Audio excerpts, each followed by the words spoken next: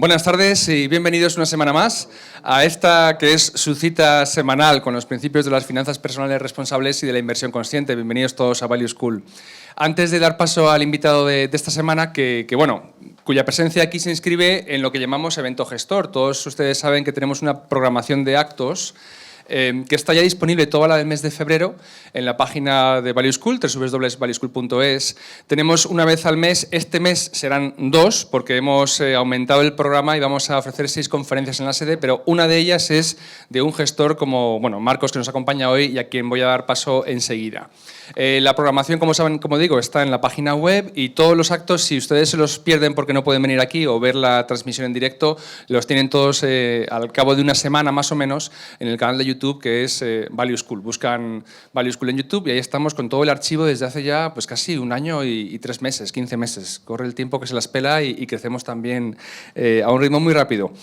Otro anuncio más que es importante, saben que tenemos un programa de radio en Es Radio, en el 99.1, que se emite los domingos de 2 a 3 del mediodía. Si no lo han escuchado, les animo a que lo hagan porque, yo creo que está francamente bien. Es para los amantes del ahorro, de la inversión y de estos temas que tratamos en Value School. Quizá a ustedes que nos siguen les suponga, si son conocedores, les parezcan cuestiones conocidas. Alguna, espero, de las que tratamos les parecerá quizás alguna novedad, eso es nuestra intención, al menos, pero también que lo difundan entre aquellos quienes muestran un poquito de interés porque está especialmente pensado para una audiencia generalista. Si no se pueden conectar a la emisora, pues a esa hora, 2 a 3 los domingos, está en la plataforma de iVoox, de podcast, también está en iTunes, es decir, hay muchas formas de escuchar el programa fuera de su horario de emisión. También querría decir que el día 21 de febrero estaremos Value School, estaremos también con Equam, con Finicens y con otro gestor más que se me queda en la memoria, luego lo diré. Estaremos en la Universidad de Valladolid con un evento que llamamos 4 ángulos Value, en la Facultad de Ciencias Empresariales y Económicas. El día 21 de febrero a las 10 de la mañana es entrada libre hasta cubrir el aforo y están invitados, por supuesto, los estudiantes de la universidad y cualquier persona que pase por Valladolid que esté interesada en estos asuntos. Y sin más dilación, porque luego sé que la gente en los canales de YouTube pone la conferencia empieza al minuto 4, es decir, para que salten los anuncios. Hombre, yo creo que todo esto pues interesa también, ¿no?, a los que nos siguen. Un poquito es el calendario de actividades. Así que discúlpenme aquellos que tengan prisa por llegar a la materia. Vamos a dar ya el paso a Marcos. Marcos Hernández Aguado, a quien tengo aquí a mi lado, es CIO de SIA Funds. Tiene 25 años de experiencia en el mercado bursátil, la mitad en análisis, como analista de varios sectores en Crédit Agricole y en Merrill Lynch, y la mitad en gestión, en Merrill Lynch SIG Long Short y SIA Value, de lo que nos va a hablar a continuación. Marcos Hernández es el actual CIO y cogestor de LTIF Classic y LTIF Natural Resources, junto a José Carlos Jarillo, que es el fundador de SIA. Se incorporó a SIA en 2008, unos meses antes de la debacle del crack bursátil, y desde entonces ha ocupado los puestos de jefe de análisis de la oficina de Ginebra. Él vive en Suiza y se ha desplazado a Madrid exclusivamente para la conferencia, con lo cual le agradecemos un montón. Y posteriormente se encargó de la cogestión de todos los fondos de SIA. El LTIF Classic ha tenido una performance absoluta del 9% anual desde que se lanzó en 2002 y es un fondo global value con el objetivo de rentabilidad del 10% anual neto con un riesgo industrial muy limitado. Lo que va a hacer Marcos a continuación es darnos una presentación de entre 40 minutos o una hora, como es uno de los formatos que tenemos, y después ya empezaremos el coloquio habitual, turno de preguntas de una media horita hasta las 8:30 aproximadamente. Y sin más, Marcos, muchísimas gracias por tu presencia y les dejo con Marcos Hernández. Vale, muchas gracias. Muchísimas gracias a Value School. Es un placer estar aquí para comentar un poco y comentaros la experiencia de 25 años en el sector, donde no paramos de aprender. Dejadme 5 minutos para presentaros a la gestora, que es SIA Funds, es una gestora suiza. Gestionamos en torno a 300 millones, muy tradicional, long only, value, o sea, tenemos el ADN de value. Lo que pasa es que uno de los objetivos de esta presentación es comentar e intentar explicar la evolución que hemos tenido desde un value muy fundamental hasta un value más estratégico, y por eso pues lo llamamos strategic value, y perdonadme los anglicismos. La verdad es que es un placer hablar en castellano aquí, porque siempre estamos con el inglés por ahí.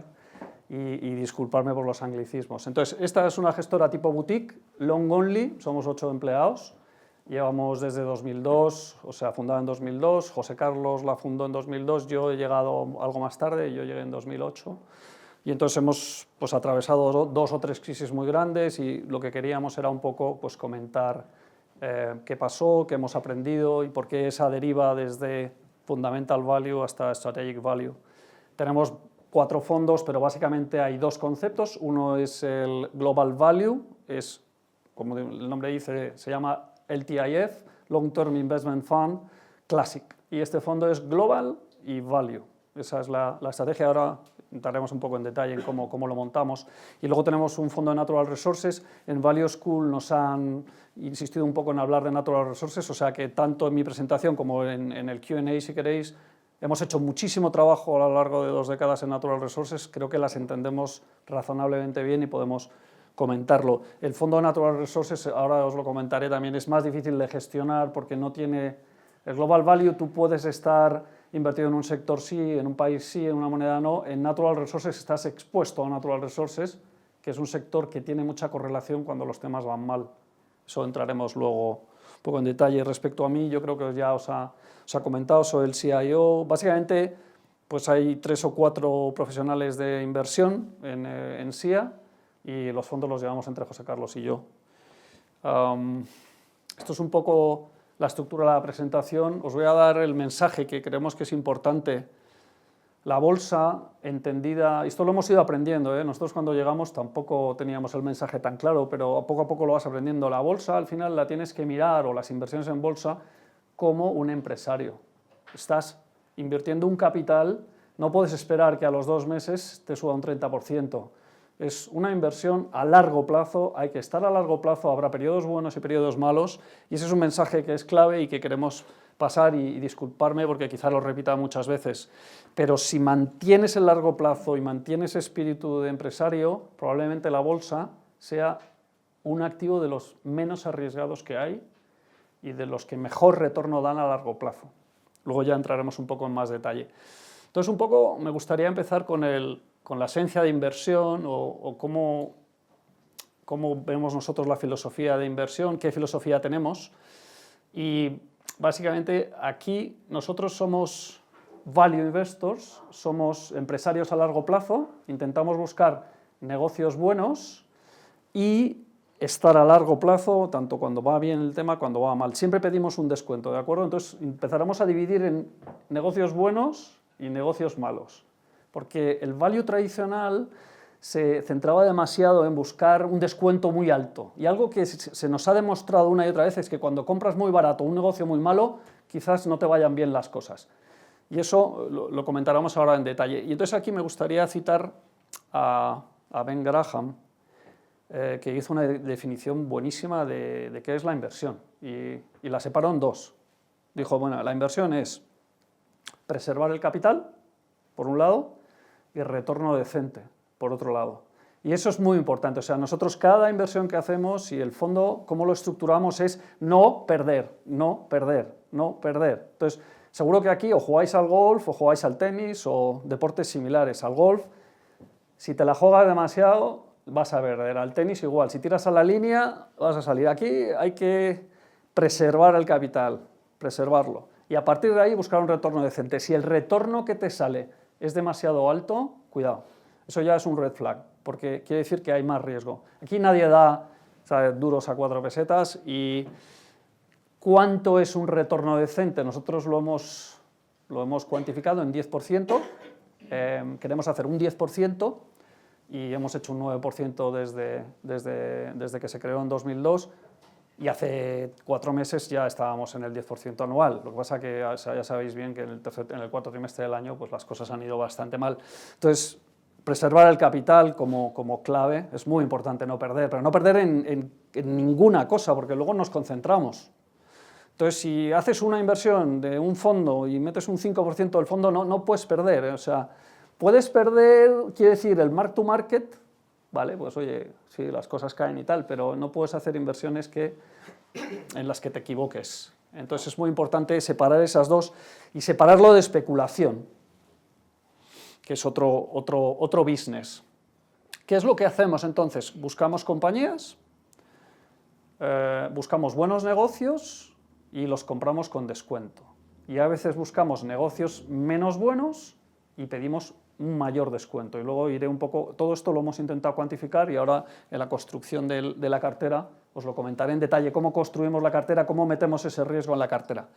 No miramos que sube, que baja, eso nos da igual, el corto plazo nos da igual, nos llaman los sell-siders, que va a subir, que va a bajar, nos da igual. El mercado, al final, comentábamos hace un minuto un ejemplo que es buenísimo y que es fácil de entender. Lo que ha pasado en el cuarto trimestre de 2018 es increíble, o sea, nosotros estábamos en más 12 en octubre, todo normal, nuestras empresas y tal, pues McDonald's vendiendo hamburguesas, y de pronto, pues esa cartera que tenemos de 35 acciones, de más 12, acaba el año en menos, no sé cuál ha sido el cierre, pero menos doble dígito, creo que ha sido menos 12 o menos 13. 25 puntos desde octubre abajo. Imaginaros que en vez de una cartera de negocios buenos y rentables, es vuestra casa. Vosotros, vuestra casa en octubre pasa unos expertos por enfrente de vuestra casa y dice, oye, esa casa vale 500.000. Tú ahí, bien, va, tal, no sé qué. Y 3 meses después llega el tío y dice, no, vale 350.000. Y vas y se la vendes.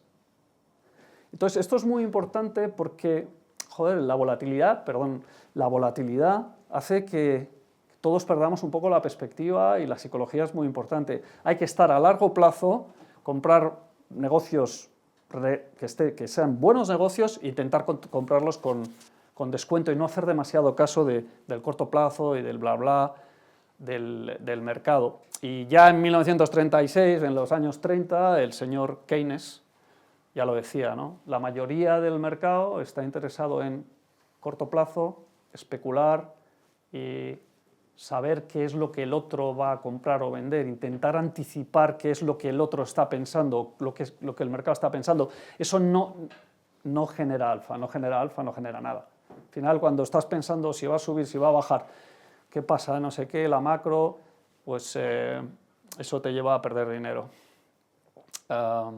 Entonces, un poco dejarme repetir somos empresarios, invertimos a largo plazo, intentamos entender los negocios, comprar negocios buenos y comprarlos con un descuento si es posible. Nos gusta mucho compararnos con private equity y yo creo que Value School es muy interesante de ese aspecto, es decir, ¿qué diferencia hay entre SIA y private equity? Pues que private equity, que son los gestores de capital riesgo, ¿vale? Estos pues cogen y amasan un montón de dinero y compran empresas, y normalmente son empresas no cotizadas y las compran enteras o un trozo, fenomenal. Y a la gente le encanta. ¿Por qué? Porque no tienen mark to market. ¿Por qué? Porque no tienen precio. O sea, a final de año, el gestor del private equity le manda al inversor cuál es el valor, según sus números, de la empresa, lo cual es cierto.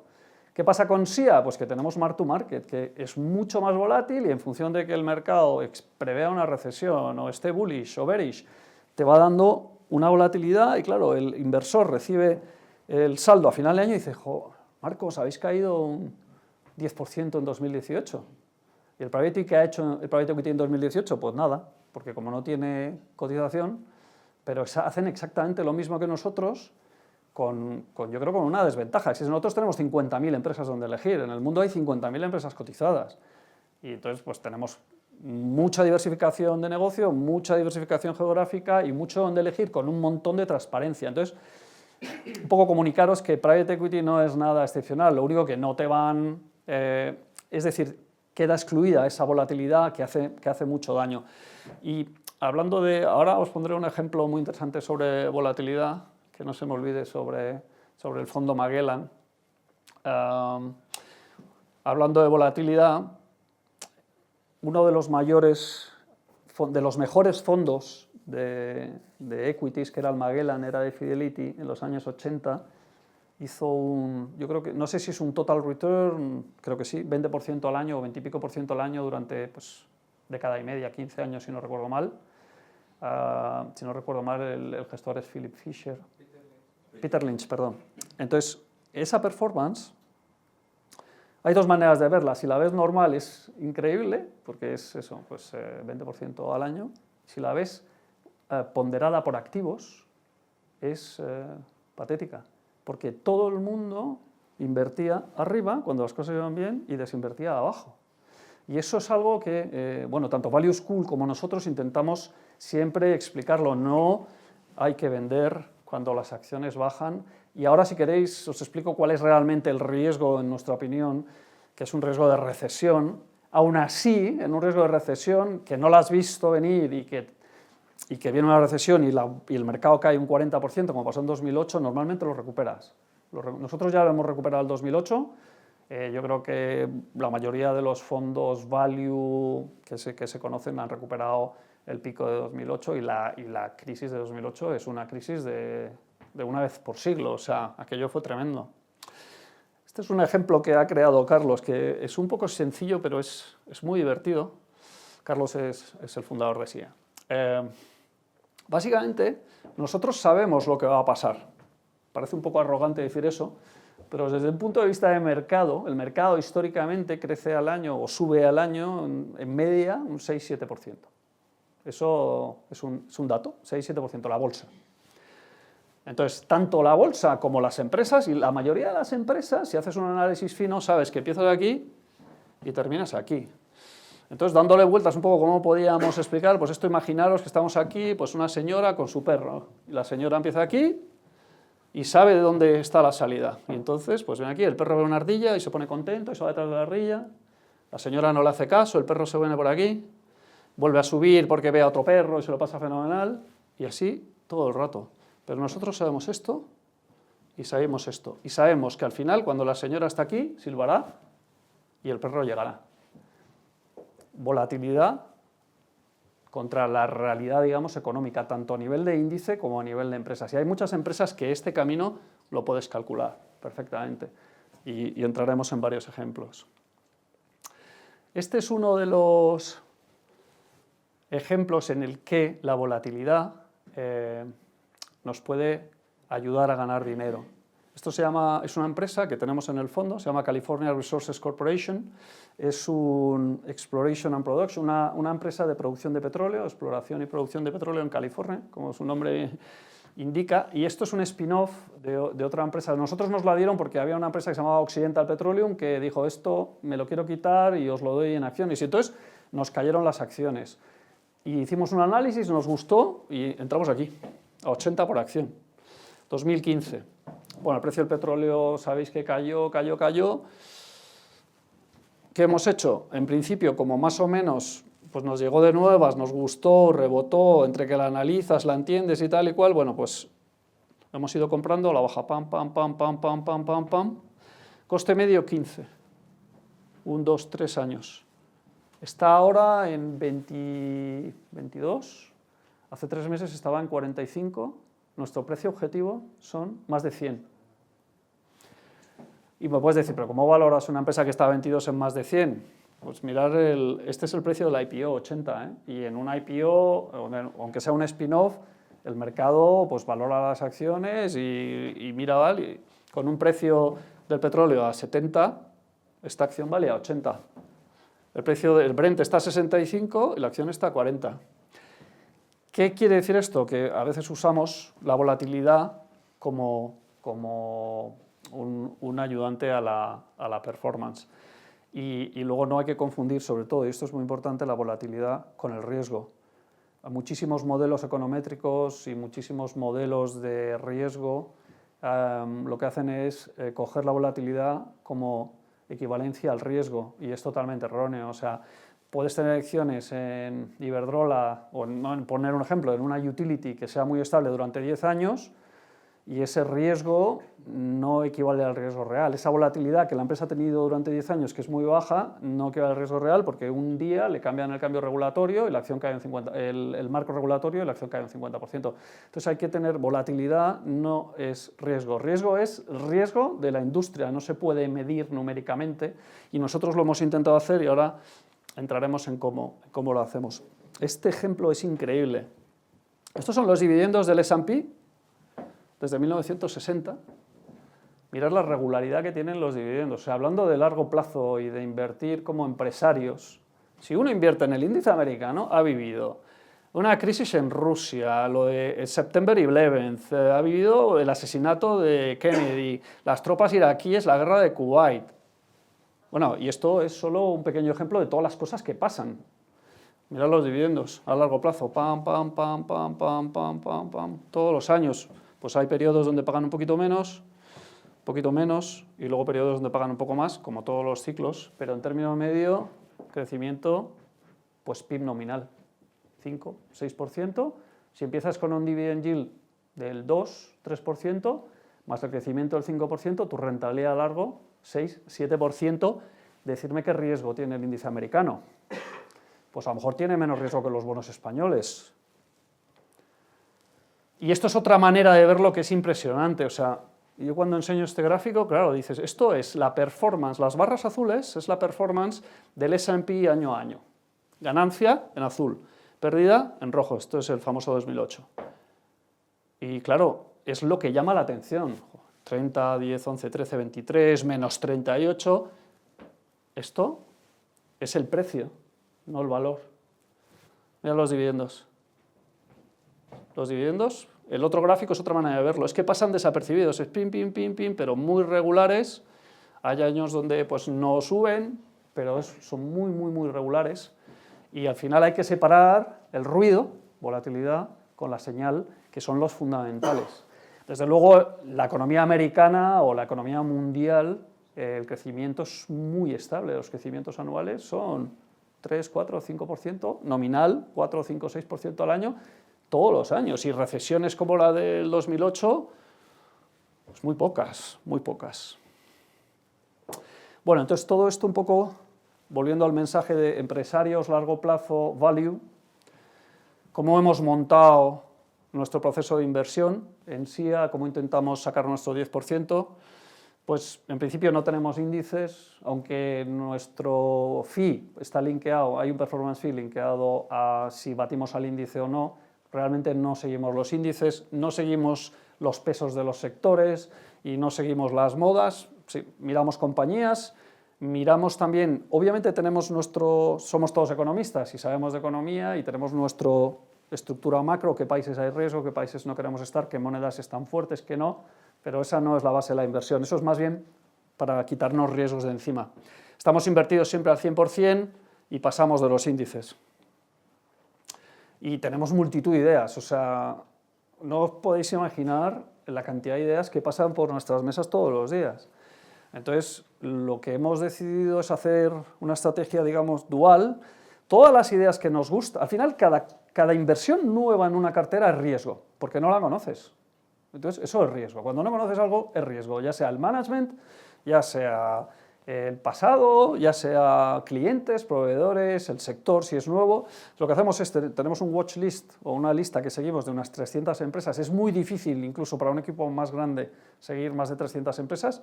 Fijaros que si tú quieres analizar los quarterly earnings de cada empresa, son 4 veces al año cada empresa, multiplícala por 300. Si realmente quieres seguir todo, o sea, es imposible y no puedes delegar. Al final tienes que estar tú ahí con los quarterlies, con las annual reports, leyéndolo todo, y tenemos una capacidad limitada de trabajo y además no puedes delegar. Si queréis, luego entramos en detalle, SIA fue un poco más grande hace unos años, teníamos un equipo de analistas enorme, pues llegamos a ser 25 analistas, yo llevaba una de las oficinas, y es muy difícil que todo el mundo se alinee, porque pues unos son value, otros no lo son, unos hacen un trabajo más disciplinado, otro no, otro pues le gusta la tecnología, otro no. Es muy difícil alinear un equipo muy grande de análisis. Pero bueno, ideas hay muchísimas. Y nosotros, bueno, algunos ejemplos de donde tenemos, por ejemplo, granjas de salmón. Tenemos como un 7-8% del fondo en granjas de salmón. El tamaño nos da esa opción de tener cosas más pequeñas que no están en los grandes índices y en los grandes fondos que tienen demasiado dinero para invertir en sectores pequeños. Tenemos bastante en petróleo, debemos tener 8-10% en petróleo. Tenemos Viscofan, que son los que fabrican, creo que la conocéis bien, fabrican las envolturas de las salchichas y de los embutidos. Tenemos algo de cobre. Ahora entraremos un poco más en detalle. ¿Cómo buscamos? Pues buscamos estructurado. Bloomberg es muy fácil. Bloomberg, pues eso, es muy fácil hacer un screening. Nos gusta combinar valoración con retorno para buscar empresas baratas, pero con retornos que sean decentes. O sea, hemos ido pasando de ostras, qué barata esta compañía, a meter un criterio de calidad. Oye, ¿qué retorno puede generar esto? Y tenemos unos modelos que convergen. O sea, la noción de convergencia para nosotros es muy importante. Entender cuál es el margen intrínseco de un negocio y de una empresa y converger la empresa hacia una valoración de ciclo medio, es decir, estabilizar las ganancias, los retornos en algo normal y valorarla ahí. El problema de muchas cíclicas es que si la valoras aquí en esta parte del ciclo o si la valoras en esta parte del ciclo, es completamente distinto. Entonces hay que ser capaz de estabilizarlo. Y este es un poco... Y luego, claro, tenemos todo el screening que es estructural. De hecho, hemos ido pasando de aquí a aquí mucho más. O sea, antes teníamos una cosa que hasta le habíamos puesto nombre, la churrera. Buscábamos en el mundo cosas baratas y entonces nos salían la churrera, aquello, salían pues 20 ideas de Pérez 5. Y es muy complicado porque te salen empresas rusas, te salen empresas del mismo sector, de líneas aéreas, te salen mucho tiempo en el screening, difícil añadir valor, 100 empresas, ponte a mirar 100 empresas baratas, o sea, muy complicado. Entonces, esto lo hemos reducido un poco y hemos pasado un poco más a, sin estructurar, oye, de ver empresas, acabamos muchos meetings, oye, ¿qué empresa admiráis? Y la propia empresa te dice, oye, pues esta empresa es fenomenal. Hay un montón de valor añadido ahí, si lo sabes sacar. Entonces, así un poco encontramos las empresas, no rotamos mucho las carteras y pues a lo mejor pues vendemos 4 o 5 al año como mucho y compramos 4 o 5 empresas de una cartera que tiene 32, 33 valores. Vamos a pasar un poco a la construcción de la cartera, que yo creo que esto es lo que hemos intentado aportar, o de momento nos está funcionando bien. Desde el fundamental value hemos pasado a intentar entender el value, digamos, relativo, value estratégico. Estas dos empresas son dos, lo que denominamos compounders.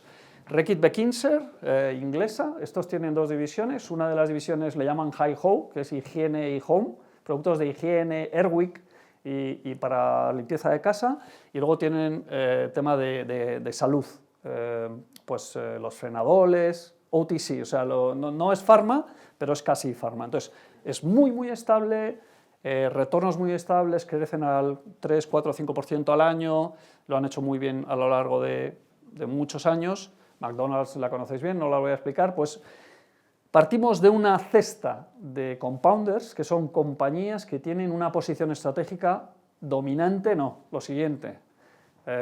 Estas empresas, Nestlé, Unilever, Henkel, Visa, Pérez 20, Pérez 25. Entonces, claro, nosotros llegaban inversores y decían, oye, ¿pero vosotros no sois value? Pues sí, claro que somos value. En Reckitt Benckiser hemos esperado, la teníamos en el watchlist, hicieron 2 profit warnings, la acción cayó un 20% y se puso a ver 16-17 y la compramos. McDonald's 3/4 de lo mismo, tuvo una época donde vendían menos antes de que trajeran a un CEO que lo trajeron de la filial inglesa, un tío ya no me acuerdo cómo se llama, Eastbrook, creo. Y ha metido, no sé si habéis ido a McDonald's últimamente, lo ha cambiado, ahora va todo con unas maquinitas que tú ya no vas ahí a pedirlo. Ha sido increíble lo que ha hecho el tío, ha cambiado la forma, entonces ya vas a la maquinita, haces el pedido, te vas a la mesa y te lo llevan a la mesa. O sea, eso parece una chorrada, pero ha cambiado la dinámica de McDonald's. Entonces, tenemos una cesta de esto en el watchlist y ¿esto qué te da?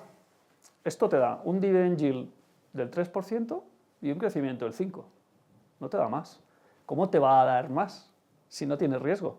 Si coges una cesta de estas, ¿qué riesgo tienes? O sea, Nestlé está en todo el mundo, en todos los países, con una posición dominante increíble, con unos márgenes que han tenido del 15% durante 30 años, creciendo al 4% durante 30 años. ¿Alguna razón hay para que no crezca al 4%? 2% pricing, 2% volumen, todo lo que venden se consume, por lo cual lo tienen que volver a vender el año siguiente.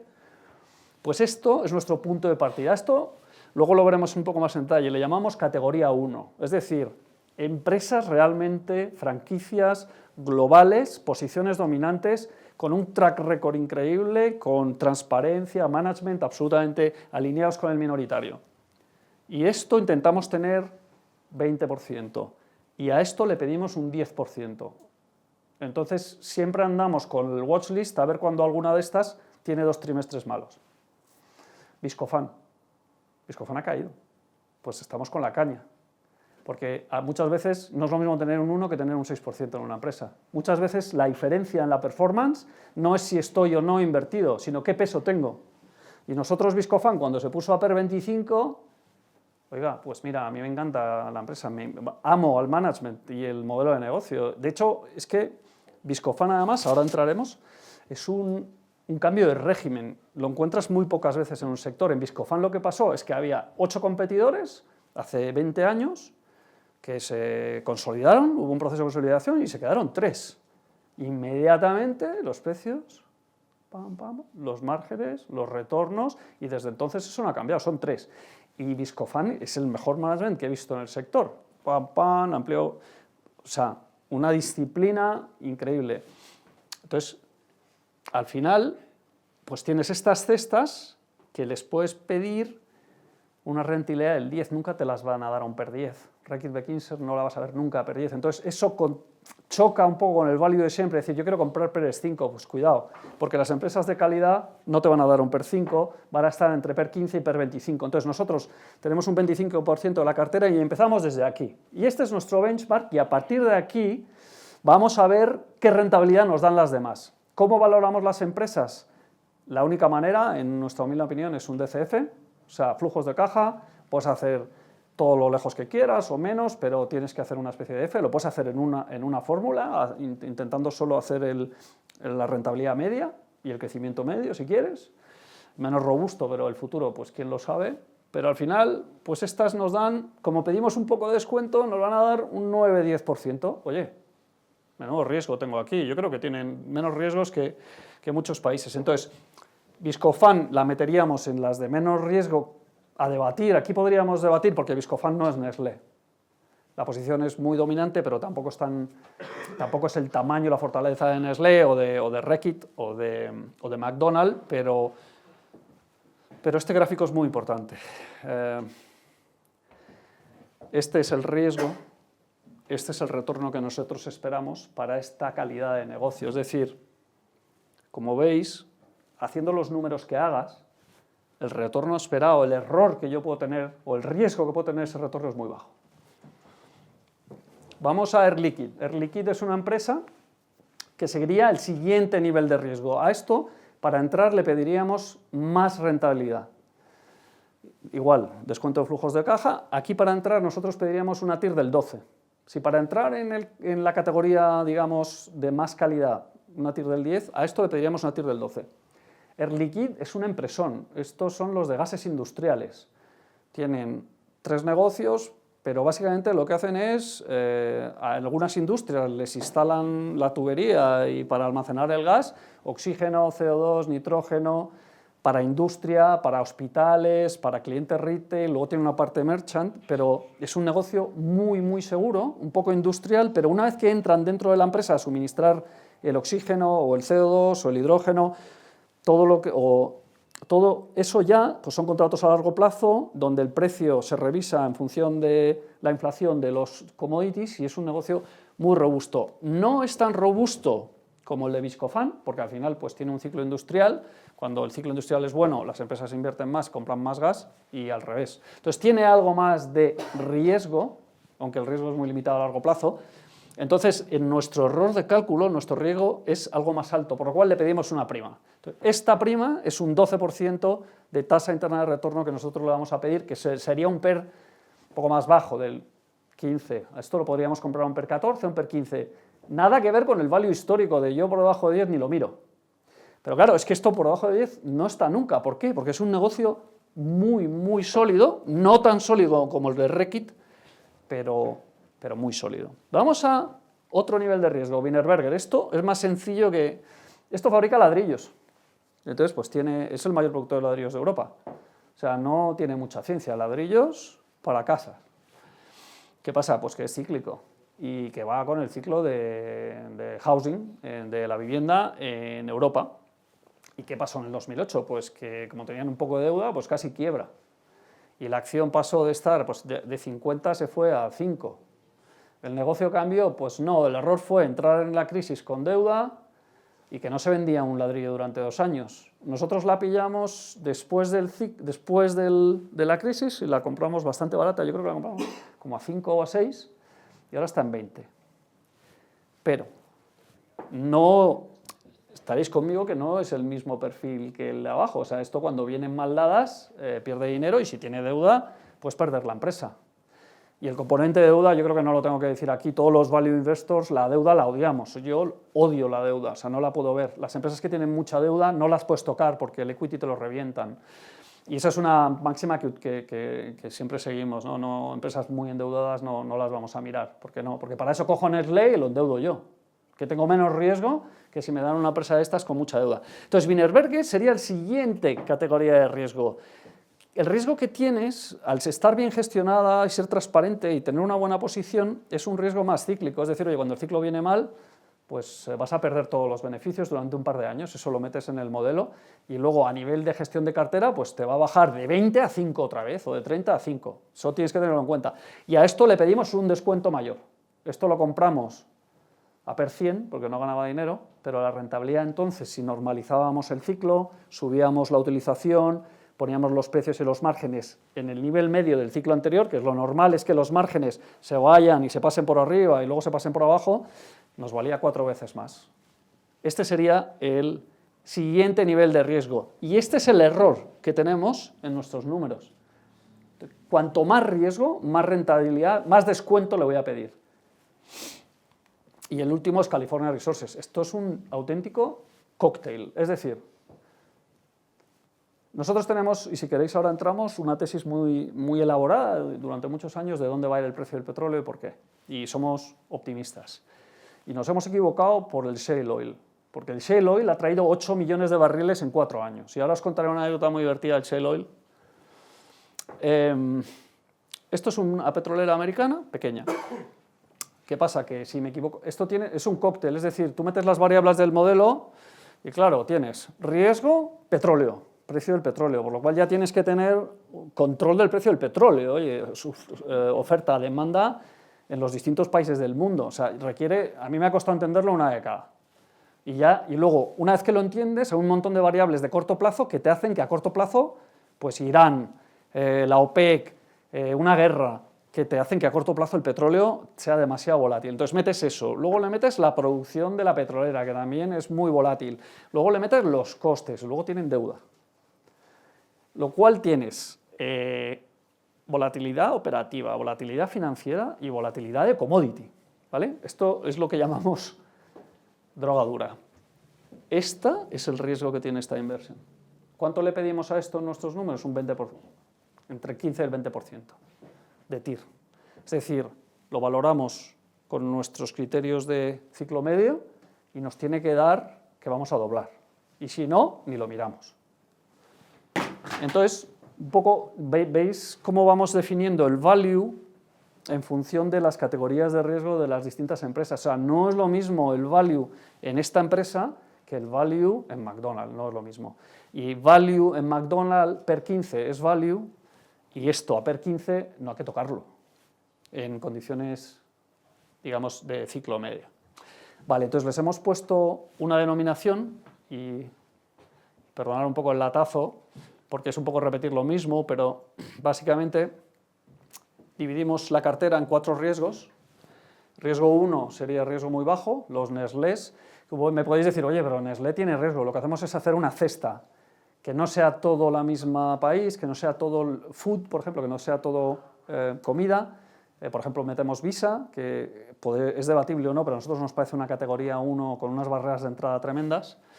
Entonces, aquí estarían los mejores negocios, a los que les pediríamos un 10% para entrar, digamos PER 16. Para invertir en la categoría 2, los Wienerbergers y tal, pues el salmón, por ejemplo, lo metemos en el 2, un 12%, pues sí, a PERes 13, 14, pues las miramos en beneficios convergentes, convergidos. A las cíclicas les pediríamos un 14 y a las California Resources, las compañías con más riesgo, les pediríamos un 16% para entrar, entre un 15 y un 20%. Esto nunca pasa del 10%, el 4 nunca pasa del 10%, porque al final es demasiado riesgo para nosotros tenemos nuestro dinero, tenemos nuestros inversores y la parte de preservar el capital es muy importante, por lo cual yo podría coger la cartera y llenarla de categorías 4 y llegar a unos inversores y decirles, mira, el potencial de mi cartera es multiplicar por 4. Vale, ¿y el riesgo cuál es? El riesgo es altísimo. Entonces, eso no cumplimos con la primera parte de la inversión, que es preservar el capital.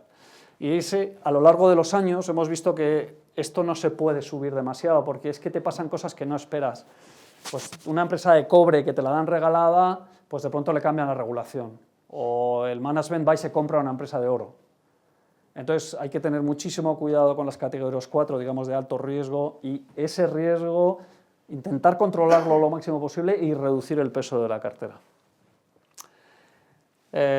Unos ejemplos de categoría 1, lo que denominamos risk free, los Nestlés de este mundo, pues tenemos ahí, por ejemplo, Viscofan, Reckitt, pero Unilever, Henkel, Visa, hay UTX, hay empresas muchísimas que pueden pues, fácilmente hacer varias carteras solo con categoría 1. Ejemplos de la categoría 2, pues ISS, que es una empresa de limpieza, hacen limpieza, pero es limpieza de edificios y tienen contratos a largo plazo, márgenes muy bajos, capital empleado muy bajo, una buena empresa. Esta sería una categoría 2, Deutsche Post podría ser una categoría 2, tenemos empresas de salmón, que ahora entraremos si queréis en más detalle, que serían una categoría 2. Categoría 3 serían empresas buenas, pero ya más cíclicas o con algo más de riesgo. Tenemos una empresa Pandora que nos ha ido muy mal, que yo creo que si queréis dar ejemplos de dónde nos hemos equivocado, pues Pandora es una. El año pasado perdimos 50% de nuestra inversión en Pandora. Hacen esas pulseras que les metes los charms como unos cuadraditos.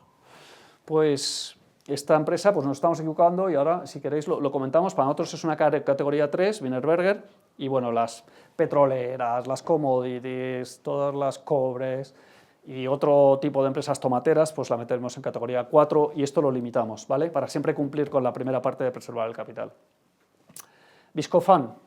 Esto es real, o sea, compramos aquí, vendimos aquí, compramos aquí, vendimos aquí. Si no me equivoco, esto al final son los Pérez, sí. Pues al final es bastante fácil. Lo que pasa es que psicológicamente no lo es. Tú vendes cuando las cosas van mejor. Entonces, es muy difícil vender porque, ostras, estamos vendiendo un montón de salchichas en Brasil, los precios están subiendo en China, nuestro competidor va fatal, este año vamos a crecer un 10, cuando todo va bien, el PER lo refleja, se te va a PERes de 20, pero en negocios sólidos como Viscofan o como puede ser Reckitt o como puede ser McDonald's, ya está, tú deja el negocio, que el negocio es un negocio absolutamente perfecto, y céntrate en comprar cuando las cosas vayan mal, porque sabes que el negocio es tan bueno que lo puede gestionar hasta un mono, ¿no? Como decía aquel. Cuando el negocio es tan bueno que lo puede gestionar cualquiera, olvídate, las cosas van fatal, compra, porque es que el negocio es muy bueno. Y ya veréis como el management y el negocio es oligopolístico o tiene unas barreras de entrada increíbles y poco a poco se solucionará y ganarás bastante dinero. Y en Viscofan lo hemos hecho muchas veces y somos realmente admiradores de la empresa. Es increíble lo que pasó. Esto es lo que comentábamos, un cambio de régimen.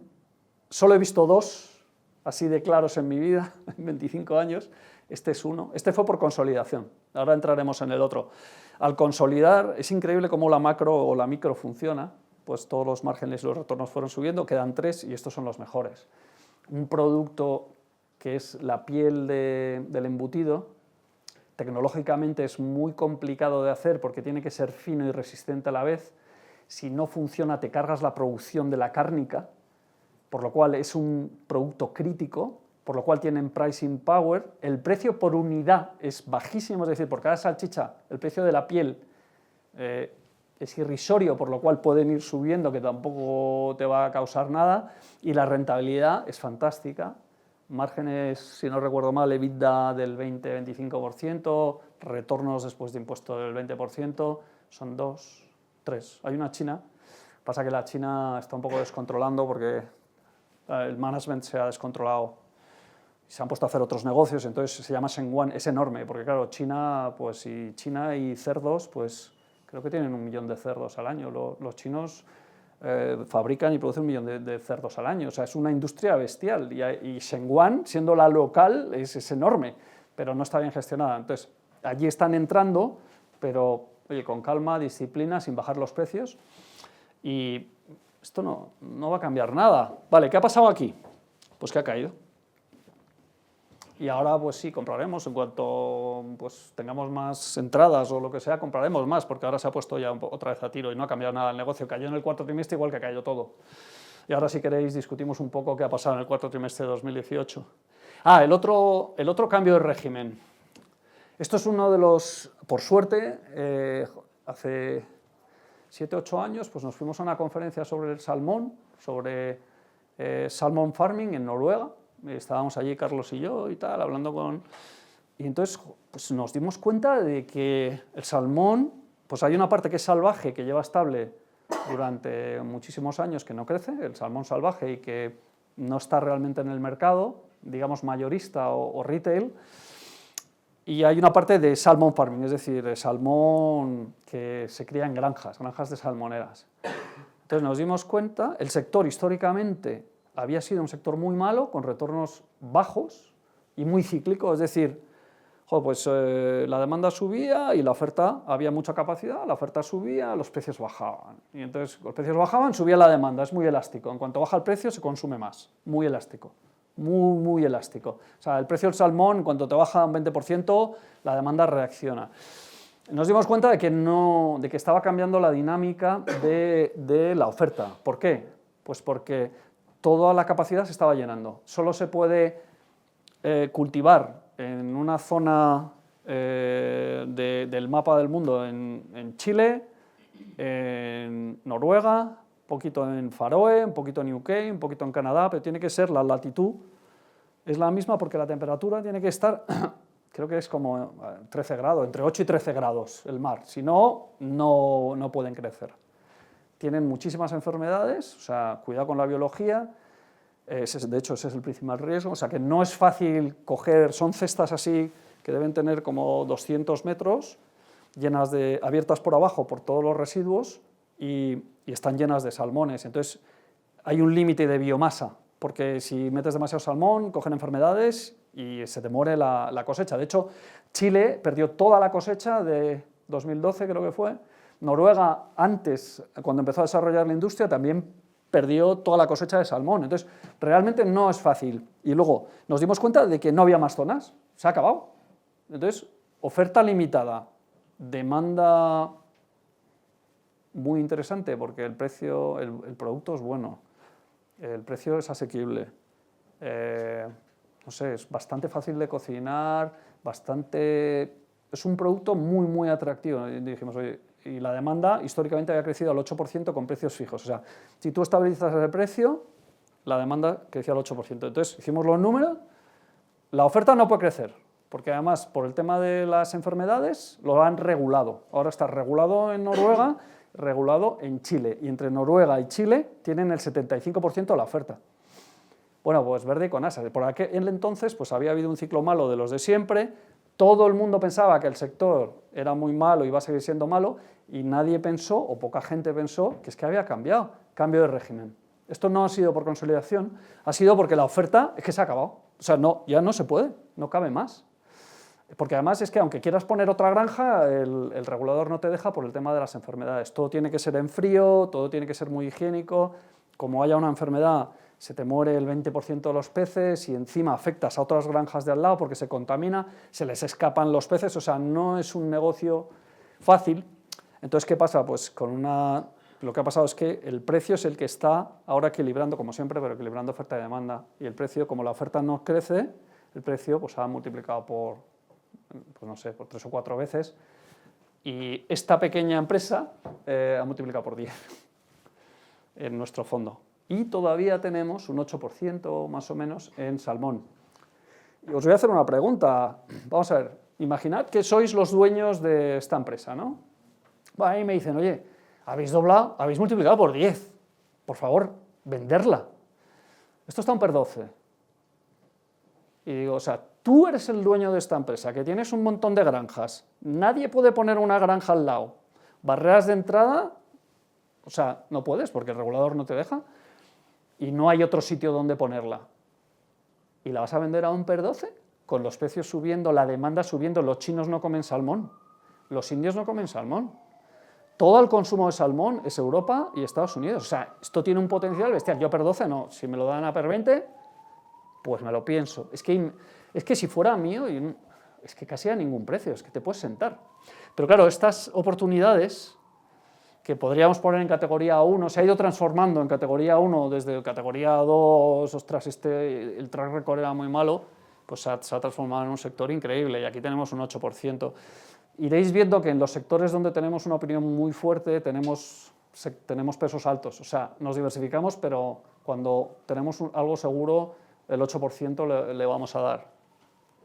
Esta es otra empresa donde aquí fue muy divertido porque básicamente estos fabrican motores para aviones. O sea, los motores del Airbus 320, el 321 los fabrican estos son alemanes. MTU Aero Engines. Pues hace, no sé, ya no me acuerdo, sí, 2013, entramos por aquí. En 2013, pues esto tenía un truco. El truco es que tú cada vez que vendes un avión, o sea, venía el Airbus 320, que es un tiro. O sea, Airbus está vendiendo 320 y 321, pues un montón, tiene una cartera de 10 años. Y estos les fabrican los motores junto a Pratt & Whitney, que son americanos.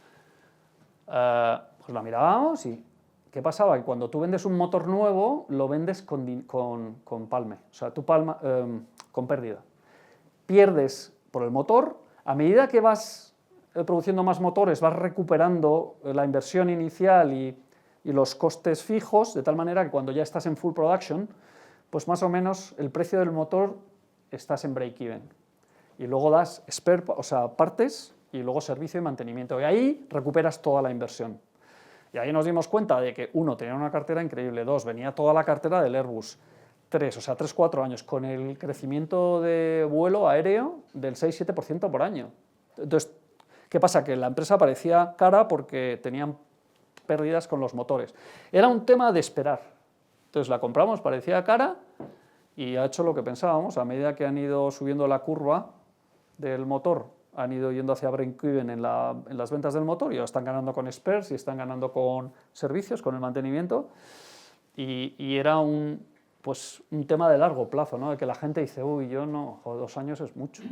No sé quién me comentaba aquí en Value School hace un momento que el periodo medio de mantener una acción en Estados Unidos era como 3 meses. Creo que incluye temas de trading y tal, pero 3 meses, hemos estado 5 años y yo creo que estuvimos 2 años sin hacer nada, o sea, esto no hizo nada. Y empezó a hacer algo ya cuando estaba claro que era un tema más contable, la gente no quiere esperar y no quiere tampoco hacer los números. Este es otro ejemplo de cómo hay cosas que nos han ido muy bien. Wienerberger ya lo hemos comentado, aquí no está el gráfico porque son los PERs y ahí perdía dinero, pero Wienerberger es un caso de libro, al final pues tienen las plantas llenas, utilización a partir del 80% empiezan a ganar dinero y al 90% pues tienen un margen del EBITDA de entre el 15 y el 20%. En media. Cuando el ciclo va como en 2006, 2007, ahí las fábricas se ponen al 100%, ponen 3 turnos los fines de semana fabricándole de ladrillos como si no hubiera mañana, pues el EBITDA se les fue al 25%. Y cuando las fábricas se fueron al 50%, pues tuvieron que cerrar 3 o 4, encima tenían deuda y los márgenes se te van al 10% y palmas dinero. Hicimos los números, hablamos con el management y esto nos valía 20, 20 y pico en mid-cycle, aplicando EBITDA medio de ciclo y tal, y valorando a mid-cycle, pues nos valía mucho más del doble y lo compramos, pero esto es una categoría 3. Y si queréis pasamos un poco a cómo estructuramos entonces el SIA. Este es el Classic, el Portfolio Value, si queréis ahora entramos un poco en el Natural Resources, pero el LTIF, Long Term Investment Fund Value, es Global Value, tenemos un 28% en categorías 1, un 30% en 2, intentamos que entre 1 y 2 estamos en la mitad, como mínimo, para que, otra vez, hay que preservar el capital, no dejarse llevar por estos retornos, porque este es el retorno esperado de mis categorías 4, 36%. O sea, en teoría, si este número se cumple, mis categorías 4 valen 3 o 4 veces más. O sea, que el NAV del fondo, que ahora está como en 390, pues la valoración sería 3 veces más, porque, joder, una TIR del 36%, pero el riesgo... Entonces, el riesgo de la TIR de la categoría 1, pues 10%, y eso es lo que hacemos. Norteamérica tenemos un 26%, en Europa un 73%, aunque eso es un poco tricky, pero luego estamos bastante diversificados por sectores y por geografías.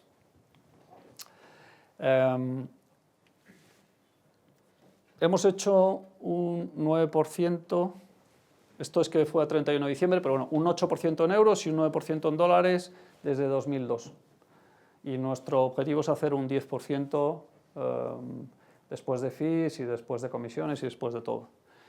Y es curioso porque, de hecho, un amigo que se dedica a esto también, y le digo, no, pues oye, meteros y os damos un 10% al año. Y me dice, un 10% al año no, pues tampoco es mucho. Y se lo cambias y dices, mira, un 10% al año es doblar tu dinero cada 7 años. Y te dices, pues eso es más interesante, es que es el compounding. Al final parece una chorrada, pero es que es mucho más atractivo. Entonces yo ya no digo lo del 10%, digo, mira, os doblamos el dinero cada 7 años, lo único que tenéis que hacer es buy and hold. Y una vez que les describimos un poco los distintos niveles de riesgo, pues yo creo que se quedan más satisfechos. Pues no hay mucho más secreto. Otros secretos son, al final, la experiencia es importante. O sea, hemos pasado por miles de management, nos han mentido, nos han llevado para allá y para acá, entonces es muy importante haber vivido eso. Para la disciplina es muy importante, hay que mirar bien los números, hay que leer las cuentas, hay que hacerse preguntas, hay que trabajar mucho, porque al final, pues, oye, te quieren vender empresas que muchas veces pues, no son lo que parecen. Como los fondos no son muy grandes, podemos ir a ideas un poco distintas, porque claro, los fondos demasiado grandes al final pues tienen que ir a índice, porque si no, no van a poder hacer nada, no pueden comprar salmón y no pueden comprar otras cosas.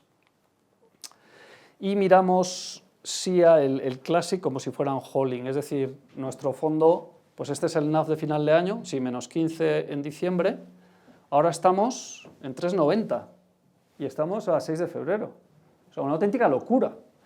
440, las mismas empresas, y no hemos hecho nada, solo hemos comprado un poco a la baja. Estaba en 440, cayó a 348 en el cuarto trimestre y ha vuelto a 390 otra vez en 8 semanas. Todo porque hay gente que dice que va a haber una recesión. ¿Cómo era? Los economistas, ¿no? Han previsto 9 de las últimas 5 recesiones.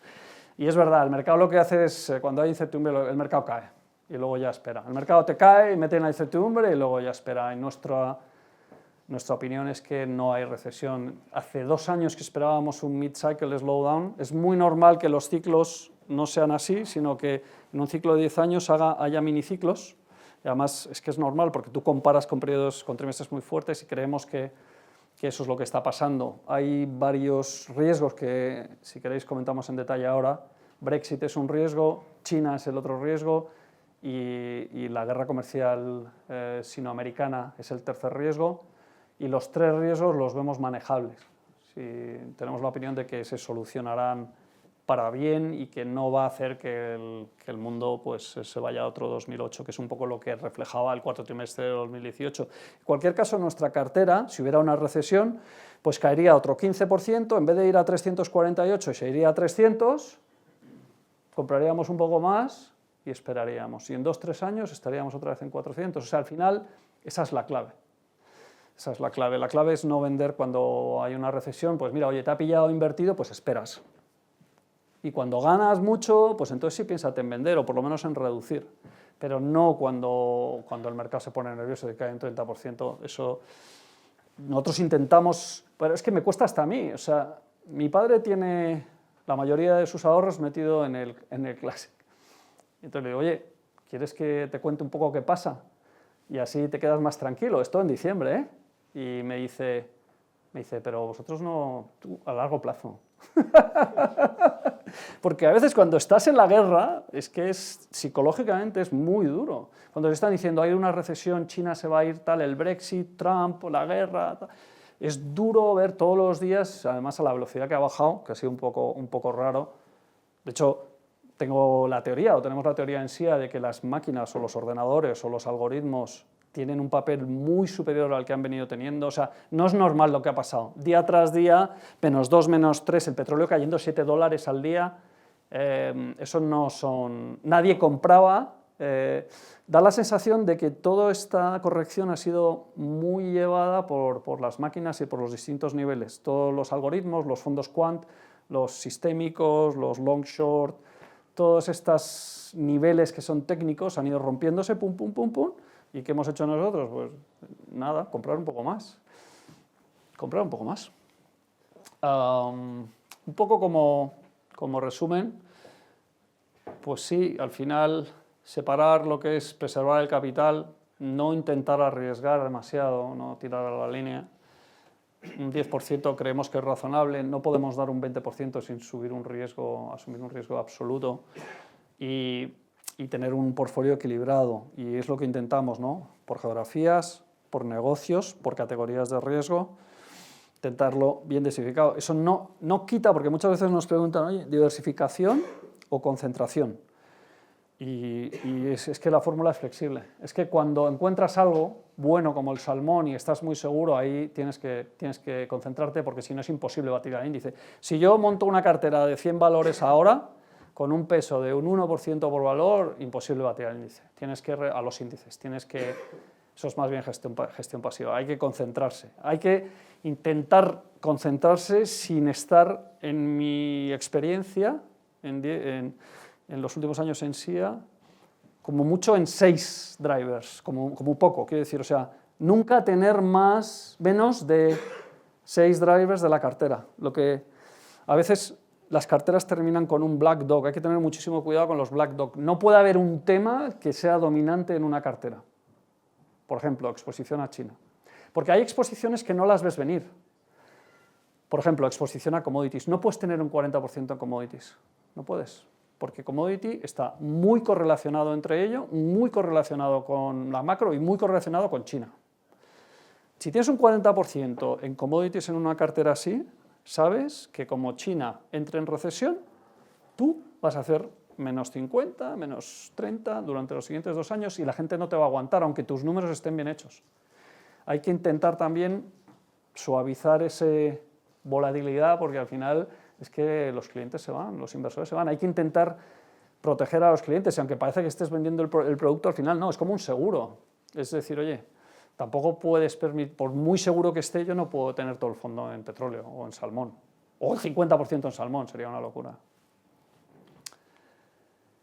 Y bueno, básicamente, yo creo que tal andamos bien. Andamos ya, abrimos el coloquio y luego preguntas, ¿vale? Muchísimas gracias.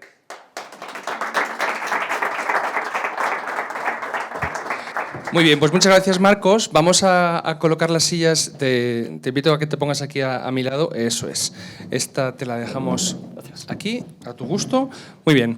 Pues muchísimas gracias, Marcos, por la presentación. Ahora tenemos un coloquio abierto para los espectadores aquí en la sede y los que están siguiendo en sus casas. Y la pregunta, pues como siempre, es ¿quién tiene la primera pregunta? Aquí en la sede, aquí en primera fila. Vamos con ella y luego tengo yo algunas para ti también, Marcos. Adelante. Hola, gracias por la ponencia.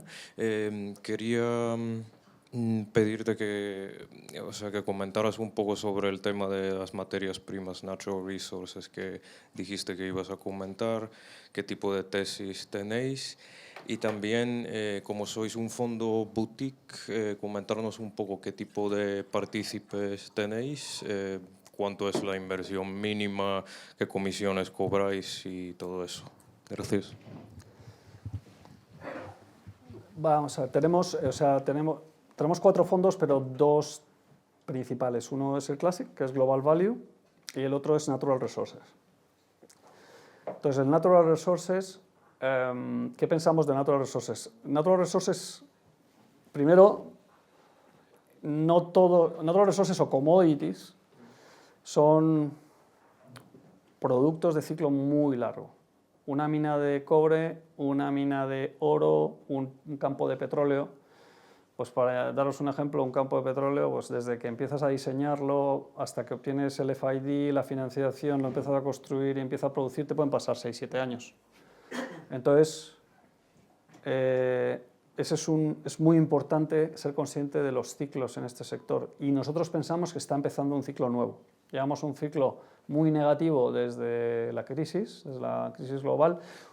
Crisis global en 2008, hubo un rebote fuerte porque China hizo un plan de infraestructuras muy grande, que hizo countercíclica, o sea, funcionó muy bien.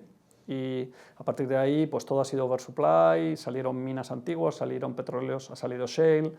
Entonces, la oferta ha sido muy fuerte, los precios de las commodities han estado por debajo de lo que deberían estar para incentivar nueva oferta y ha sido un ciclo muy malo, muy largo. No quedan prácticamente fondos de natural resources. Quedan los grandes, los institucionales, Fidelity, Capital, pero de los pequeños no quedan. Nosotros tenemos 20 millones solo en el Natural Resources, porque es que no hay Dios que lo aguante, con perdón.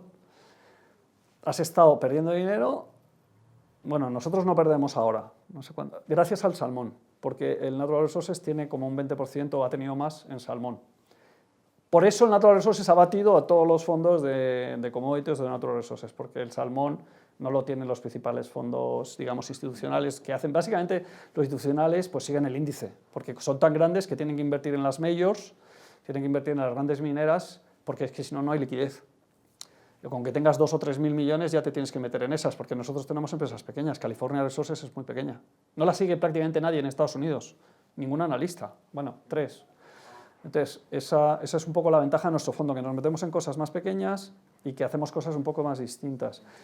¿Qué pensamos? Pues pensamos que ha empezado el ciclo, estamos muy bullish, pensamos que el ciclo va a durar muchos años si no hay una recesión global. Entonces, eso es lo que hace que el fondo sea problemático, desde el punto de vista de gestionarlo. Es decir, el Classic es más fácil de gestionar si tú ves una recesión.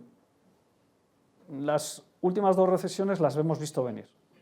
Esperamos que esta también la veamos. Pero van cambiando. Esto es como jugar al golf, pero el campo se mueve. Es como, el campo se va moviendo. Esperemos que la veamos venir. Entonces, si viéramos venir una recesión, ¿qué podrías hacer con un fondo long only? Pues podrías vender un poco las categorías 3 o 4, que son las que en un ciclo malo les va mal, entonces eso lo puedes reducir. Puedes subir la parte de cash, pues desde un 0 o un 5% lo puedes llevar al 20%, o lo que la legislación te permita. Puedes cubrir el fondo si te lo permite la legislación. Puedes hacer varias cosas con el cual, si por ejemplo, te refugias en categorías 1 y 2, bajas mucho las 4 y las 3, te vas a cash, probablemente vas a batir al mercado, pero del negativo no te saca nadie. O sea, el mercado caerá como en 2008 un 40, pues tú caerás un 30, pero no es un 60. El Natural Resources nuestro en 2008 cayó un 80% y luego subió un 90%. Eso no lo aguanta nadie. El problema no es que hayas hecho los números mal, es que cuando queda el 80 no te queda ningún inversor. Por eso te digo que el fondo de Natural Resources es un fondo donde nosotros lo que le decimos a nuestros inversores es que metan una parte pequeña, si creen en el ciclo, que metan una parte pequeña, no puedes meter ahí tus ahorros, pero sí puedes meter a lo mejor un 5% de tus ahorros o de tu fondo o de tu patrimonio, y creemos que hay un ciclo muy bueno, sobre todo en petróleo, y si queréis entramos en detalle, y en cobre. El salmón ya lo hemos comentado, pero esas son nuestras 3 apuestas principales. Andamos como locos buscando más. Tenemos un poquito de uranio, pero muy poquito porque es un sector más difícil de manejar, y si queréis lo comentamos. Tenemos un poquito de níquel porque pensamos que el tema eléctrico les va a favorecer mucho. Entonces digamos que entre níquel, cobre, salmón, tenemos palm oil, un poco también, porque pensamos que el tema del palm oil va a ser complicado, que la oferta crezca mucho, porque se están cargando los bosques, sobre todo es Indonesia y Malasia, hay 2 países productores. Pasa algo parecido con el salmón, pero tienes más problemas, o sea, es en mercados emergentes, con las monedas que son un desastre, las economías son un desastre, entonces estás metido en mercados emergentes donde la regulación es cambiante, donde te cambian los impuestos, donde la moneda te cae un 20%, o sea, es otro cóctel. Aunque no haya palm oil, no es como el salmón, que está en Noruega y en Chile y lo puedes controlar. Allí no tienes ni información. Entonces, pero es un desastre porque queman los campos y están haciendo... Hay unas fotos del satélite donde ves una humareda que sale, creo que es de Indonesia, y se va, tapa toda la isla, y es porque están quemando campos para hacer nuevas plantaciones. Y es que la oferta y la demanda es bastante alta, es un aceite que es sustitutivo de la soja, del aceite de soja, pero más barato, y la demanda es fuerte y la oferta va a estar limitada porque no puedes ir cargándote las hectáreas que se han ido cargando. Entonces, ahí creemos que va a haber un problema de... Bueno, entonces, pero básicamente tenemos esas commodities. Mucha gente generaliza y dice, bueno, hay que estar largo commodities y estar largo de todo. Y no, nosotros lo que intentamos hacer es analizar oferta y demanda. Y donde vemos que hay problemas de oferta es en cobre y en petróleo. En salmón ya lo hemos comentado que también, y en palm oil también. Entonces, esos son 4. El problema que tengo a nivel de gestión es cómo me salgo de la correlación tan alta que hay cuando la macro se resiente. Si yo tengo unos números que están bien hechos, mi tesis se cumplirá. Y los precios subirán e irán a incentivar nueva oferta. Y con esos precios las rentabilidades serán muy altas y ganaremos mucho dinero, y eso es lo normal. Y el Natural Resources nos da una rentabilidad ahora más del 20%, porque además con la caída que ha habido, pues se ha caído todo. El tema es que dentro de los próximos 5 años las posibilidades de que haya una recesión global son altas.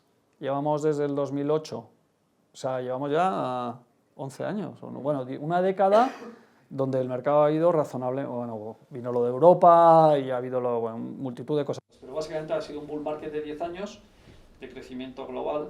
Hay muchas posibilidades, nosotros no vemos que la recesión sea en 2 años, pero sí que es muy probable que sea en los próximos 5. Y ese es el problema de los... Entonces, poco para abreviar, muy positivos en cobre, muy positivos en petróleo, muy positivos en salmón y el palm oil. Luego tenemos un poco de níquel, un poquito de uranio y alguna otra cosa más de diversificadas.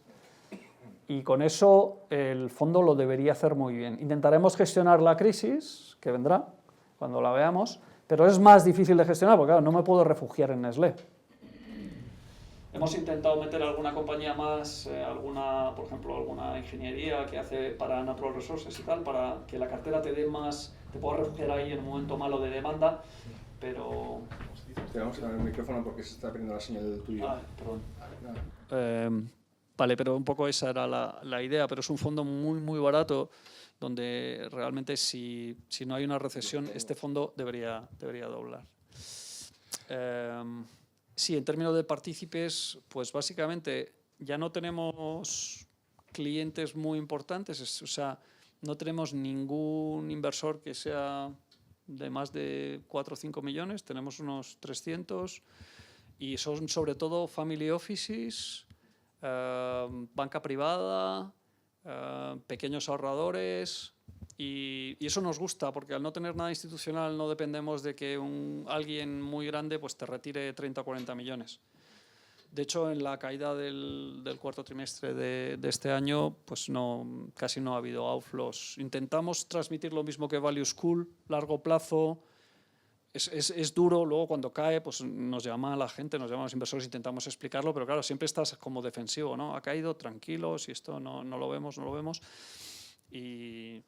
Y básicamente esa es la estructura. Los fees pues varían los fondos, pero más o menos es creo que es 1,5% de management fee en media, y hay uno de un 1% que creo que es el Natural Resources, y luego hay un performance fee pero sobre benchmark, es decir, performance fee solo si batimos al índice. En el caso del Classic, el índice es el MSCI World, y en el Natural Resources es un índice de Natural Resources, que ese sí que lo batimos. Pero claro, da igual, porque la performance absoluta del Natural Resources ha sido en los últimos años pues bastante mala. Marcos, unas preguntas que nos llegan desde redes sociales. Te paso con el nombre del espectador. Bueno, es un alias, Gadgets y Tecnología. Pregunta, ¿qué recomiendas para aprender a calcular descuentos de flujo de caja? ¿Y para otros métodos de valoración? Good question. Pues, no sé si a lo mejor se refiere a algún libro, manual o algún curso.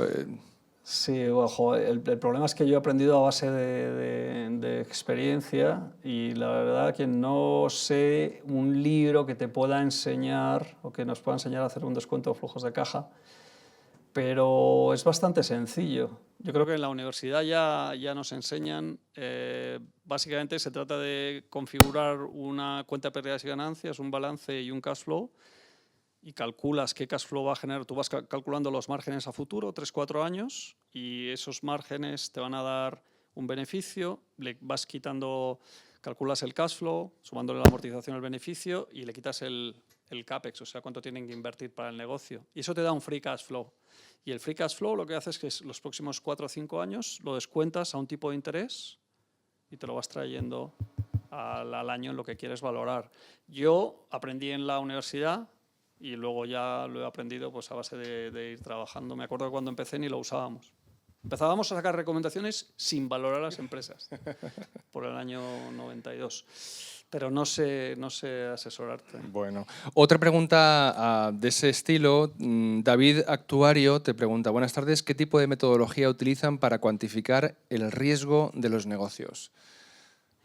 Vale, entonces lo que hacemos es, ese descuento, cuando nosotros descontamos los flujos de caja, pero se puede hacer con el, hay temas, tú descuentas los flujos de caja y tienes un net present value, valor actual, ¿vale?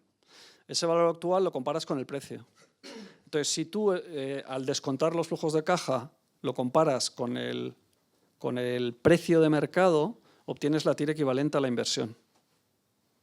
Entonces, es la misma manera de verlo. Si tú descuentas los flujos de caja con un tipo de descuento X, es decir, imagínate que yo descuento flujos de caja de mi empresa a los próximos 10 años, los descuento al 10% y me da el valor presente es igual al valor de mercado, ¿vale? La inversión me va a rentar un 10%. Entonces, lo que haces es ajustar el valor presente al valor de mercado. Y la tasa de descuento es equivalente a tu TIR.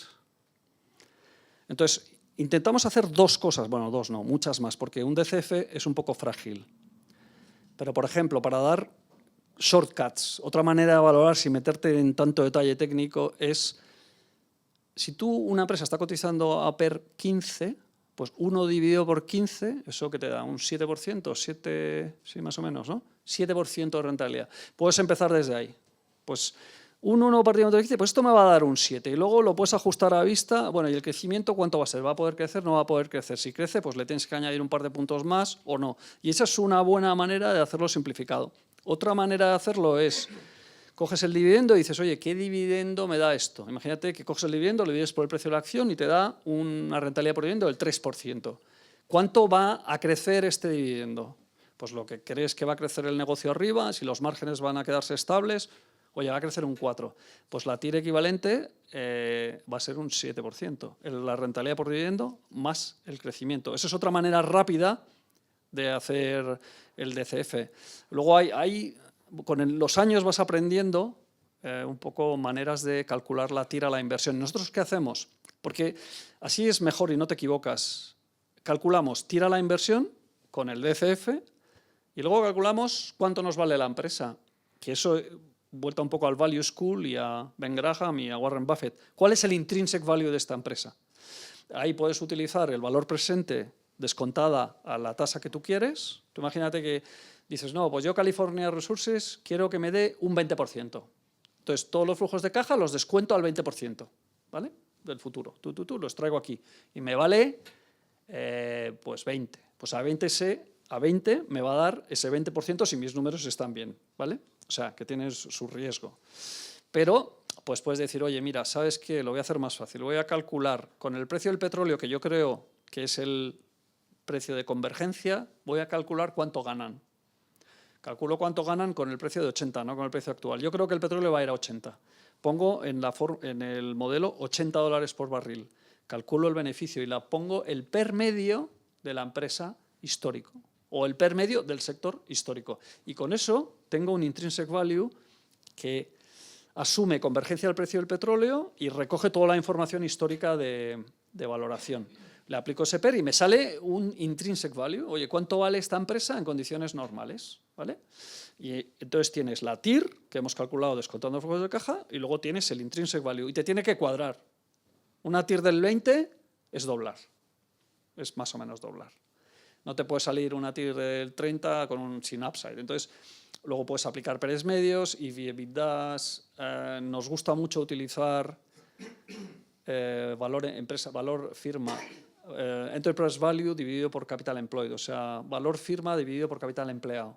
Es muy representativo de cuánto está el mercado valorando la empresa más la deuda respecto al capital empleado de la empresa. Si la empresa genera con ese capital empleado un 10% de retorno todos los años y tú estás pagando el doble, tu rentabilidad es 5.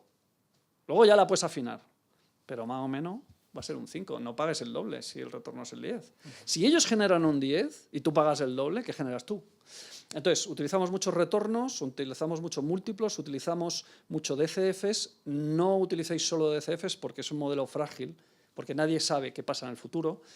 Yo recomiendo utilizar lo que nosotros llamamos 360. Utilizar muchas valoraciones. Una vez que tengas ese rango de valoración, pregúntate si es coherente y ahí atinarás mucho más. Entonces, ¿nosotros qué hacemos en la cartera? Calculamos las dos, TIR y Intrinsic Value.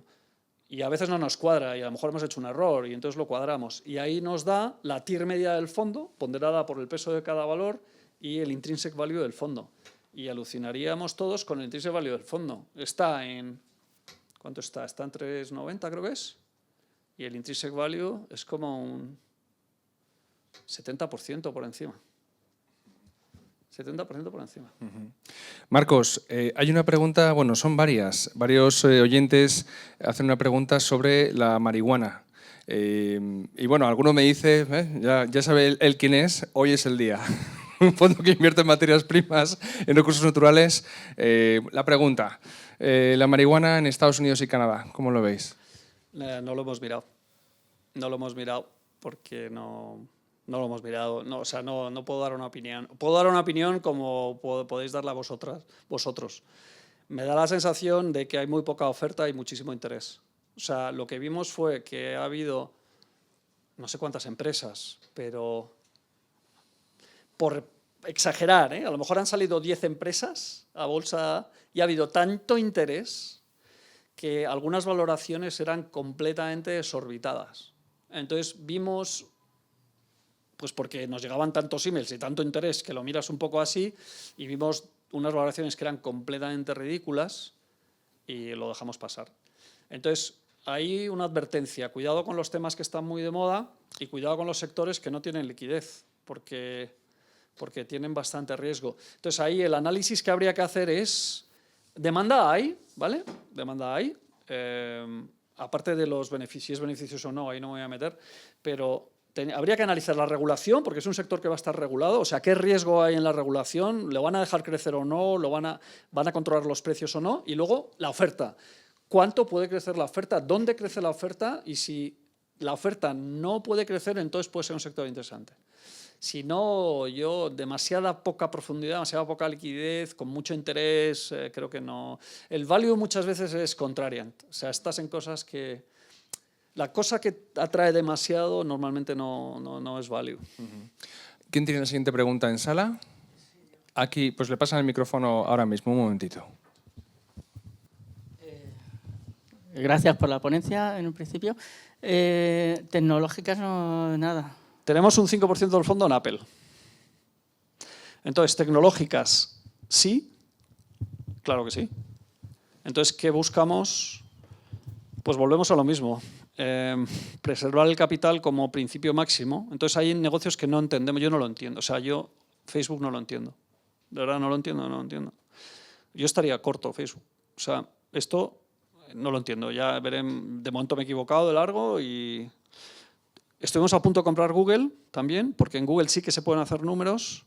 En Amazon no puedes hacer números, por ejemplo, porque todavía no ganan dinero, pero hay un potencial de que ganen dinero, porque Bezos se ha dedicado a crecer sin importarle mucho la rentabilidad, y él dice que una vez que tenga la posición dominante, pues empezará a subir precios.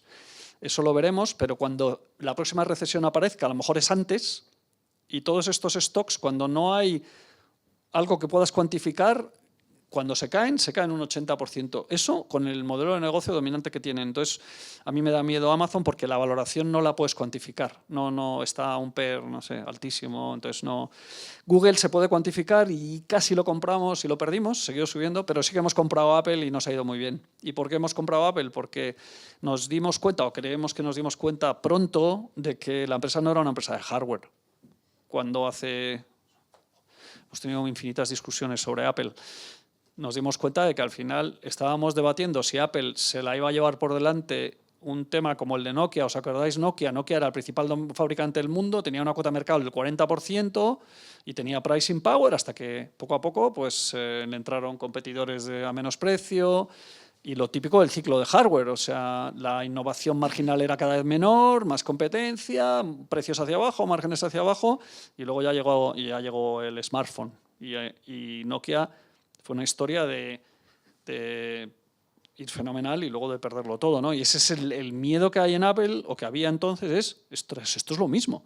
Sacan el iPhone en 2008, creo que es, o en España creo que llegó en 2008, y justo, entonces, pum, empieza a ir fenomenal, cuota de mercado del 40% en Estados Unidos y tal. Entonces, claro, todo el mundo empezó a decir márgenes en pico, crecimiento en pico, y los van a hacer alguien va a inventar algo, pues será Google o será fulano que va a sacar algo que se los va a llevar por delante, igual que pasa con Nokia, igual que pasa en el ciclo normal de tecnología. ¿Qué pasa? Que estos tíos tienen una posición dominante increíble y no es el hardware. Bueno, claro que es el hardware, pero es el software también. O sea, el software es increíble. Y tiene efecto network. O sea, hablando de barreras de entrada, cuando hablamos de empresas buenas, siempre buscamos barreras de entrada al negocio. En el salmón es que no puedes poner granjas, pero en tecnología, ponte tú a hacer un iPhone ahora. Tienen el chip más potente con escala, que lo hacen ellos para ellos.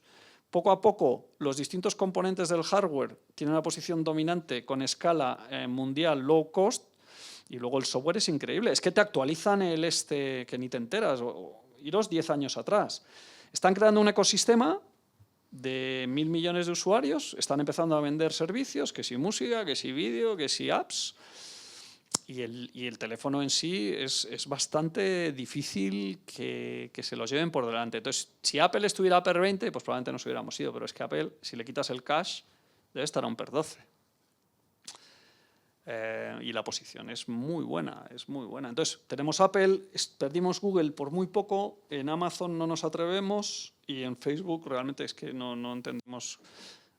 Yo creo que Facebook creemos que se salva porque tienen WhatsApp y lo otro, Instagram, ¿no? Creo que que van bien, pero ahí dudamos que eso. Ya veremos. Pero sí, tecnología sí. Si podemos numerar, digamos tecnología, si podemos establecer barreras de entrada, negocio dominante estable y si se puede valorar. Si no, o sea, entrar por el hecho de que crece mucho y tal, no. Marcos, ya para terminar, porque ya es la hora en que solemos cerrar los actos, la verdad que yo me quedaría escuchándole un rato largo más, ¿no? Pero bueno, en algún momento tenemos que terminar. Háblanos, por favor, del profesor Jarillo y del libro que nos has obsequiado, Strategic Logic. Que lo conozcan también los lectores. ¿Qué pueden encontrar en este libro y quién es su autor? José Carlos Jarillo es el autor. Strategic Logic o Lógica Estratégica. Cuando yo entré en SIA en 2008 me lo leí 2 veces para tener más opciones. O sea que me lo sé casi de memoria. Es un libro muy interesante, sobre todo analiza mercados y sectores y entonces va diciendo o te va explicando o va buscando el por qué este sector es rentable, por qué no lo es, por qué los márgenes son altos, por qué no lo son. Y es con bastante ejemplo y es un poco el resumen de lo que hacemos. Es decir, toda la filosofía de SIA viene un poco basada en Carlos, aunque también viene basada con el moat de Warren Buffett. O sea, al final Warren Buffett hablaba de moats, que son moats, barreras de entrada. ¿Por qué un negocio es bueno? Porque hay barreras de entrada. Barreras de entrada tienen que ser muy altas y las barreras de salida muy bajas, ¿vale? Porque si tienes una refinería y no te la dejan cerrar, pues ese negocio no es muy bueno, porque nadie cerrará nunca y siempre habrá oversupply. Entonces hay que buscar, y entonces el libro explica eso muy bien y por qué este sector es rentable no. Entonces es un poco lo que es su legado, entre comillas, es eso, buscar negocios buenos e intentar comprarlos con un descuento. Entonces, bueno, nosotros le llamamos profesor Jarillo, pues ha sido catedrático de la Universidad de Ginebra pues una década, tiene PhD, tiene un par de PhDs y es máster por Harvard. O sea, él entró en el negocio pues hace 2000, cuando montó SIA fue en 2002, todo su background es académico. Cuando mi background es más financiero, el suyo es académico y bueno, creemos que eso hace una buena combinación. Os recomiendo el libro si queréis profundizar un poco en qué sectores son buenos y por qué. Pues muchísimas gracias, Marcos. Nosotros también, aunque no hubieses traído tu libro, te hubiéramos obsequiado con uno, porque es tradición en la casa promocionar la lectura. Quizá no conozcas que publicamos libros con Deusto, una propia colección de libros de inversión, y qué mejor obsequio que a Marcos regalarle el libro que ha escrito Francisco García Paramés, que es el alma de este proyecto, Invirtiendo a largo plazo.